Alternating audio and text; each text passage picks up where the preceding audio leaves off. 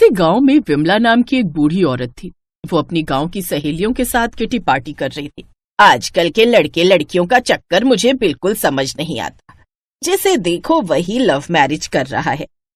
विमला, तेरा भी तो बेटा जवान हो चुका है, देखना कहीं वो तो किसी लड़की के चक्कर में नहीं फंस गया। मैं ऐसा होने ही नहीं दूंगी। मैं अपने रोहन के लिए लाखों में एक बहू ढूंढ कर लाऊंगी और दहेज में एक मस्त गाड़ी लूंगी। फिर एक के ऊपर एक पैर रखकर ठाठ से चलूंगी पूरे गांव में। ऐसे वो सब गप्पे मारती रही। शाम को जब विमला अपने घर आई तो देखा उसके बेटे रोहन के साथ एक लड़की थी और दोनों के गले में वरमाला थी। ये सब क्या है रोहन? माँ, ये दिव्या है। हम दोनों एक दूसरे को पसंद करते हैं, इसीलिए शादी कर ली। आपको ये सब पसंद नहीं, इसीलिए नहीं बताया। ए लड़की, तू इस घर में नहीं रह सकती, निकल जा इस घर से। दिव्या एक मुंहफट और तेज तर्रार लड़की थी। उसने चिल्लाते हुए कहा, क्यों निकल जाऊं मैं? हाँ, मैं रोहन से शादी करके आई हूँ। अगर मुझे इस घर से निकालने की या मुझ पर अत्याचार करने की जरा भी कोशिश की तो मैं पुलिस में कंप्लेन कर दूंगी। तुम सब पूरी जिंदगी जेल में चक्की पीसोगे, समझे? इतना कहकर दिव्या अपने कमरे में चली गई। विमला का दिमाग खराब हो गया। किस बदतमीज लड़की से शादी कर ली है तूने? इतना कहकर विमला भी गुस्से में अपने कमरे में चली गई। वो कुछ कर भी नहीं सकती थी। रात को जब दिव्या खाना बनाने गई तब, मेरे लिए पालक पनीर बनाना। ये घर है, कोई होटल नहीं जो सबके लिए बना रही हूँ, वही खाना पड़ेगा, और मैं कोई जहर नहीं बना रही। ऐसे ही जब देखो तब इन दोनों सास बहुओं के बीच जंग हुआ करती थी। कहाँ विमला का सपना था दहेज में कार लेने का, और मिल गई उसे मुंहफट बहू। दिव्या भी रोहन के ऑफिस जाने के बाद हर रोज तैयार होकर कहीं जाया करती थी। ऐसे दिन बीत रहे थे। फिर एक दिन जब रोहन काम पर गया हुआ था तब विमला की सहेलियां उसके मजे लेने उसके घर टपक पड़ी। और विमला, कैसी चल रही है तेरी कार? बहू तेरी सुनती भी है या नहीं? तभी दिव्या तैयार होकर अपने कमरे से बाहर निकली। दिव्या, हम लोगों के लिए चाय बना कर ला। मैं कोचिंग जा रही हूँ, एक नौकरी के इंटरव्यू की तैयारी कर रही हूँ मैं। इस घर की बहू होकर नौकरी करेगी तू? चल जा जाकर चाय बना कर ला। दिव्या आग बबूला हो गई। मैं आपकी नौकरानी नहीं हूँ, ना ही आपने मुझे खरीद रखा है। मेरा जो मन होगा वो करूंगी। मैं वो पुराने जमाने की बहू नहीं हूँ जिन्हें आप जैसी सास दबा कर रखती थी। इतना कहकर दिव्या वहां से चली गई। बड़ी आई, यही है तेरी लाखों में एक बहू। चलो बहनों, घर चलते हैं। इधर विमला का चेहरा गुस्से से लाल हो चुका था।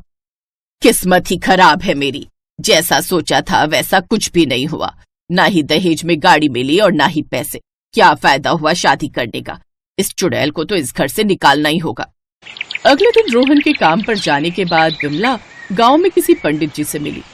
पंडित जी, आपसे तो कुछ छुपा नहीं है, आप तो सब जानते हो। मुझे बस कोई अच्छी सी लड़की ढूंढ कर दे दो जिससे मैं अपने बेटे की फिर से शादी करूंगी और उस डायन को बाहर कर दूंगी। आपके बेटे के लिए एक लड़की है? ठीक है पंडित जी, आप इसे मेरे घर भेज देना। विमला अपने घर आकर बैठी ही थी कि थोड़ी देर बाद पंडित जी द्वारा भेजी हुई लड़की रागिनी आ गई। अरे आओ आओ, आराम से बैठो। तुम इस घर की बहू बनने वाली हो। सामने किचन है, हम दोनों के लिए चाय बना कर लाओ। शर्माओ मत, तुम्हारा ही घर है। जी माँ जी। रागिनी चाय बनाने लगी। दिव्या ये सब बहुत देर से सुन रही थी। वो गुस्से में किचन में गई और ये मेरा किचन है, किसी अनजान को यहाँ परमिशन नहीं है, निकल यहाँ से। मुझे माँ जी ने बुलाया है, इस घर की होने वाली बहू हूँ मैं। ऐसे ही दोनों के बीच लड़ाई झगड़ा होने लगा। एक दिन तो हद ही हो गई। दिव्या, तू अब इस घर से निकल जा। तुझे न ढंग से बात करनी आती है न इज्जत करनी आती है। मैं रोहन की शादी रागिनी से कराऊं, तो निकल जा। ठीक है, अगर रोहन इससे शादी करने को तैयार है तो मैं निकल जाती हूँ इस घर से। दिव्या उसी वक्त गुस्से में घर से बाहर चली गई। विमला बहुत खुश हुई। अच्छा हुआ चली गई, अब मैं आराम से तेरी शादी रोहन से कराऊंगी। शाम को जब रोहन घर आया तो उसे दिव्या नहीं मिली। अरे किसे ढूंढ रहा है तू? तेरी दिव्या ये घर छोड़कर चली गई, लेकिन तू टेंशन ना ले, मैं तेरी शादी इस लड़की से कराऊंगी। मुझे किसी से शादी नहीं करनी, मैं जा रहा हूँ दिव्या को ढूंढने। रोहन अपनी बीवी को ढूंढने चला गया। रात को इधर विमला और रागिनी गप्पे मारने लगी। माँ जी, मुझे नींद आ रही है, मैं सोने जा रही हूँ, आप भी सो जाइए। मुझे नहीं लगता रोहन जी इतनी जल्दी आएंगे। सही कह रही है तू, बड़े दिनों बाद सुकून की नींद सो पाऊंगी मैं। विमला अपने कमरे में जाकर सो गई। कुछ देर बाद अचानक बर्तन गिरने की आवाज से विमला की नींद खुल गई। अभी भी कुछ अजीब सी आवाजें आ रही थी। ये आवाजें कैसी? कहीं चोर तो नहीं घुस आया? देखना पड़ेगा। विमला दबे पांव आई तो देखा रागिनी घर का सामान चोरी कर रही थी। रागिनी, तू ये क्या कर रही है? तभी रागिनी ने बेलन उठाकर जोर से विमला की खोपड़ी पर मारा और भाग गई। विमला के सर पर गहरी चोट आ गई। विमला बेहोश हो गई। थोड़ी देर बाद रोहन और दिव्या वापस आ गए। विमला को इस हालत में देखकर दोनों हैरान हो गए। माँ जी को तुरंत हॉस्पिटल ले जाना होगा, इनके सर पर गहरी चोट लगी है। रोहन और दिव्या विमला को हॉस्पिटल लेकर गए। करीब 2 घंटे बाद उन्हें होश आया। सारी रात वहीं गुजर गई। आप ऑफिस जाओ, मैं माँ जी के पास हूँ। रोहन को अर्जेंट काम था, इसलिए वो काम पर चला गया। 4-5 दिनों तक दिव्या ने विमला की उस हॉस्पिटल में खूब सेवा की। अब उसके घाव भी भरने लगे, पर अभी तक ना ही दिव्या विमला से बात कर रही थी और ना ही विमला दिव्या से। एक रात, देखा माँ, आपको दिव्या पसंद नहीं थी, पर उसी ने आपकी सेवा की। जब से आप यहाँ भर्ती हो तब से वो कहीं नहीं गई, और जिसको आप लेकर आई थी वो चोर निकली। मुझे माफ कर दे बहू, आज से तू ही मेरी बहू है। माँ जी, आज आप डिस्चार्ज होने वाली हैं, पर इसके अलावा एक और खुशखबरी है। मैं जिस नौकरी की वजह से परेशान थी ना, उस नौकरी के लिए लाखों लोगों ने अप्लाई किया था, पर उन लाखों लोगों में से कंपनी ने मुझे चुना है। मुझे कुछ एडवांस मिला था, तो डाउन पेमेंट करके मैंने कार ले ली है। रोहन आज उसी कार से आए हैं। आज मैं आपको अपनी कार में ही घर ले चलूंगी। विमला की आंखों से खुशी के आंसू छलक पड़े। दिव्या अपनी सास को कार में बिठाकर गांव पहुंची। उसकी सारी सहेलियां उसे बड़े ही ध्यान से देख रही थी। ये खुशी विमला से बर्दाश्त नहीं हुई। वो जैसे ही कार से बाहर निकली, उसने दिव्या को गले से लगाया और जोर जोर से रोने लगी। रोहन ये नजारा देखकर बहुत खुश हो रहा था। अरे अब क्यों रोती है विमला? तेरा कार वाला बरसों पुराना सपना तेरी बहू ने पूरा कर दिया है। अब हर रोज ठाठ से घूमना इस गाड़ी में। उस दिन के बाद रोहन, दिव्या और विमला खुशी खुशी एक साथ रहने लगे। दिव्या और प्रफुल्ल की शादी को लगभग 1 महीना ही हुआ था। दिव्या के ससुराल में उसके पति के अलावा उसकी सास और एक ननद थी। जब से दिव्या ब्याह के आई थी, घर की सारी जिम्मेदारियां उसी के सर पर आ गई। घर में बेचारी इकलौती बहू सारा दिन सबकी फरमाइशें पूरी करते ही नहीं थकती। अरे दिव्या, मेरा टॉवल कहाँ है?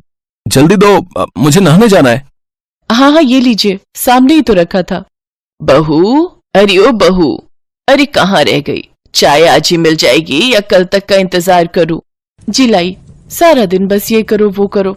ऐसा लगता है बहू ने कोई काम वाली लाए हैं, जिससे बस सारा दिन काम करवाते रहो। सुबह से शाम तक बस उनकी फरमाइशें पूरी करते रहो। इससे लाख गुना खुश तो मैं अपने मायके में थी, जहाँ मैं बस ऑर्डर करती थी और मेरी माँ मेरी सारी फरमाइशें पूरी करती थी। मेरी ही गलती थी जो अपने पापा की बात मानकर इस घर में शादी के लिए तैयार हो गई। नहीं तो वो कनाडा वाला मनप्रीत आज मुझे रानी बनाकर रखता और विदेश में रहने को मिलता वो अलग। हाय मेरी किस्मत, यहीं आकर फंसना था मैंने। अरे चाय पिलाने का मन नहीं है क्या बहू? लाई लाई मम्मी जी, ये लीजिए आपकी चाय। इसके बाद दिव्या किचन में जाकर खाना पैक करने लगती है। तभी उसकी ननद नैना किचन में आती है। भाभी, अगर मेरा लंच पैक हो गया हो तो दे दो, मुझे कॉलेज के लिए देर हो रही है। हाँ नैना, बस 2 मिनट, ये लो। नैना टिफिन लेकर वहां से चली जाती है। दिव्या सारा दिन अपने ससुराल वालों की खुशियों का ख्याल रखती, लेकिन अंदर ही अंदर कुढ़ती भी रहती। एक ये महारानी, पता नहीं कब इसकी शादी होगी और कब ये अपने ससुराल जाएगी। माँ ने कहा था बेटी बस कुछ दिन झेल ले, इसके बाद तो ब्याह कर चली जाएगी, लेकिन पता नहीं कब इसकी शादी होगी और कब ये यहाँ से जाएगी। ऐसे ही कुछ दिन बीत जाते हैं। अब नैना अपनी ग्रेजुएशन पूरी कर लेती है और उसके घर वाले उसकी शादी के लिए लड़का देखना शुरू कर देते हैं। एक रोज संडे वाले दिन नैना अपने चेहरे पर ब्लीच लगाकर बाहर आती है।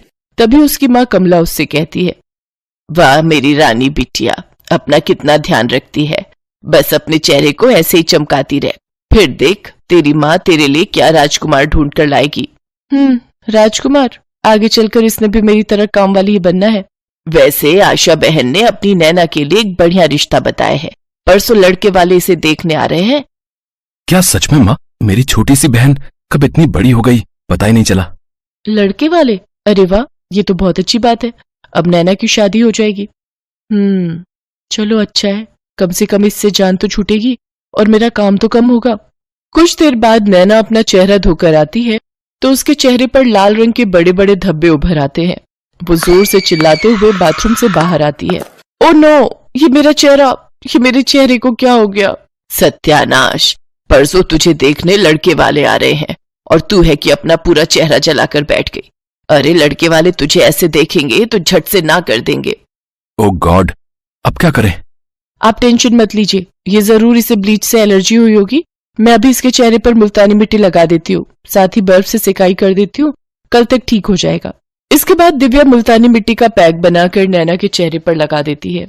इसके बाद वो अपने कमरे में जाकर अपनी माँ को फोन करती है और कहती है, ओफो माँ, ये अच्छी बहू बनने का ड्रामा ना अब मुझसे और नहीं होता। और तुमने तो कहा था कि तेरी ननद शादी करके चली जाएगी तो फिर इस घर पर तेरा ही राज होगा, पर अब तो शादी को 4 महीने होने को आ गए, लेकिन ये तो अभी तक इसी घर में पड़ी है। और तो और अपना सारा मेकअप तक मैंने इसे देकर रखा है ताकि ये सुंदर दिखे और इसकी शादी हो।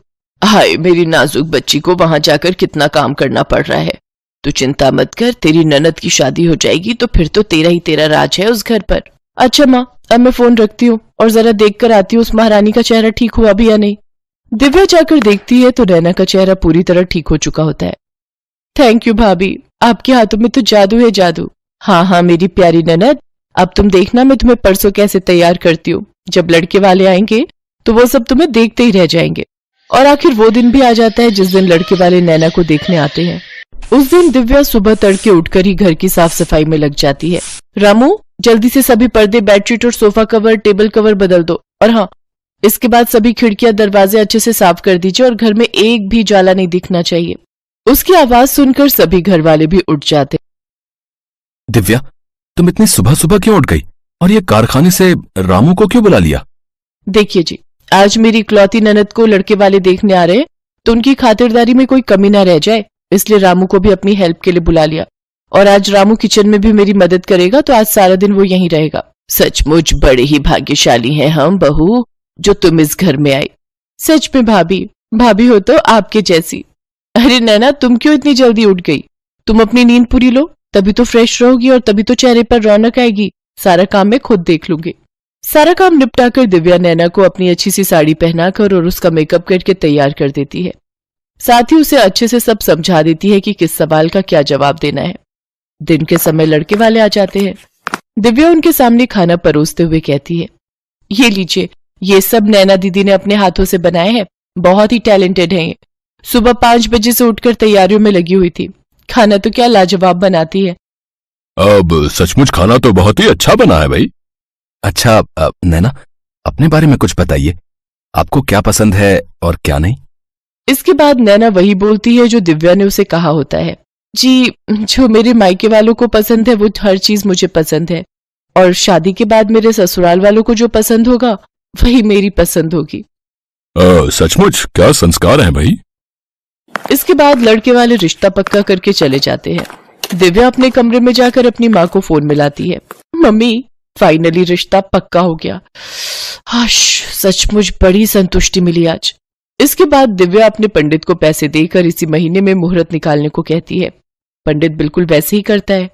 इसके बाद तो दिव्या की खुशी का ठिकाना नहीं रहता और वो खुशी खुशी सारी जिम्मेदारी अपने ऊपर ले लेती है। नैना के लिए शॉपिंग से लेकर उसके पार्लर तक, मेहंदी वाले से लेकर डीजे वाले तक, सबका इंतजाम वो कर लेती है।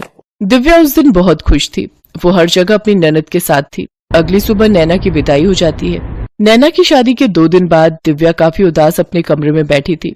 तब उसका पति प्रफुल्ल उससे कहता है, क्या हुआ दिव्या, तुम इतनी उदास क्यों हो? प्रफुल्ल, मैं हमेशा सोचती थी कि नैना जल्दी से ब्याह कर अपने ससुराल चली जाए, लेकिन अब जब वो चली गई तो उसके बिना ये घर कितना खाली हो गया। ऐसा लग रहा है मानो मुझसे मेरी बहन बिछड़ गई हो।